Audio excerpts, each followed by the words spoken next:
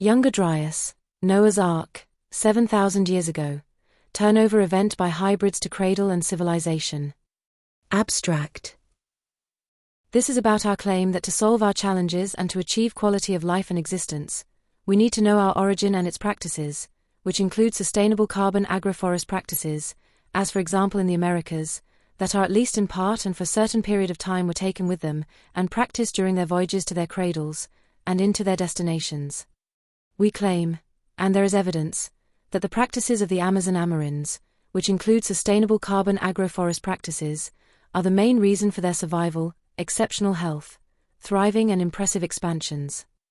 That is because our existence depends on us acquiring again the lifestyle our ancestors practiced, and which made them thrive and expand and rendered them stable DNA. To some extent the maintenance of stable DNA, even while they were hybrids that typically feature less stable DNA, also helped the ancestors of modern humans, but in particular certain groups, Y-DNA Haplogroup-R or rather R1b, to turn over significant part of the world, and to ultimately kind of dominate the planet, and leave it monopolar. Nevertheless, it is important to be aware it is hybridized DNA, and it is less stable than for instance the hybridized DNA of certain indigenous people and or older haplogroups, ancient populations. That is one more reason we need to know who our ancestors are and what paths we followed, including the transoceanic ones. Several videos about these paths and hybridization are available on this channel and related channels. Therefore we will have to use the info we humans gathered from ancient DNA, and respect and learn from scientific markers and respect them. We often do not, because what they teach us is quite often inconvenient for long-term existing consensus and dogmas. Most of the featured thumbnails and images will be illustrated, covered and referenced in other videos of this series, Channel Origin for Existence and or A, in related channels like Climax for Existence, referring to primary forests or climax forests and climax agroforests alike. All videos and channels are in function of and promoting a global plan for existence that also includes necessary existing centers and models.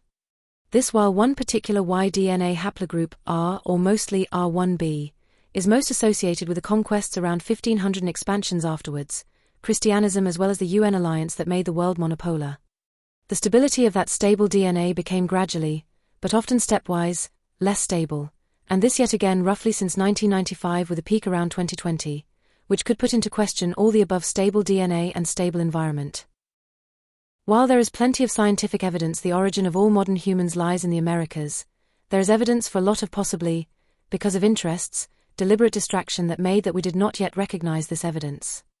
In this context Noah's Ark is an abstract of a 7,000-year population turnover event, David Rye, Ancient DNA, Out of Americas, Amerindians, by hybrids, that illustrates how we abandoned these sustainable lifestyles and the related knowledge, and destroyed our soils and consequently our climate as well as the stability of our DNA. There is evidence that we humans existed for over 1 million years.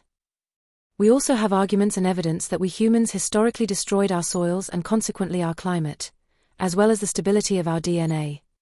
These cyclical collapses, of roughly each 100,000 years, out of interglacials, as well as the anomalies from glacial to an interglacial period, can be easily and clearly seen in the global temperature, as well as sea level change, for example over the last 400,000 years, in the Climate Science Investigations, or CSI of NASA. From our civilizations and complex economies standpoint, at least from the civilizations and economies outside the tropics' standpoint, a collapse out of our today's interglacial, which we call Holocene, would mean the civilizations and economies outside the tropics' total collapse. We seem to be unaware that each 100,000-year-long glacial starts out with a warming, that seems to melt ice masses beyond a critical point, at what point the temperature at the poles exceeds 0 degree, when ice masses melt quicker, and lead to the weakening or unsustainability of the AMOC.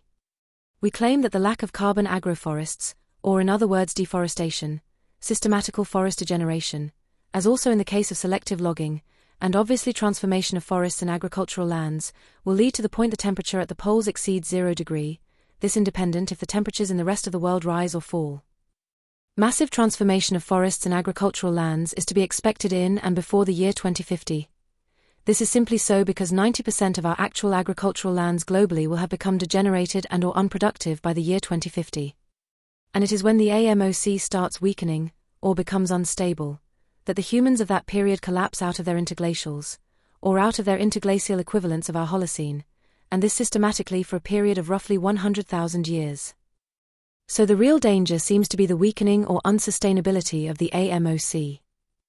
The weakening or unsustainability of the AMOC seems to happen at the point the temperature at the poles exceeds 0 degrees, when ice masses melt quicker, and lead to the weakening or unsustainability of the AMOC, and next the collapse out of the ongoing interglacial takes place, and this systematically for a period of roughly 100,000 years.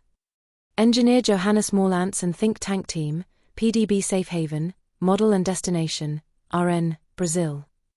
Thank you. This series will continue.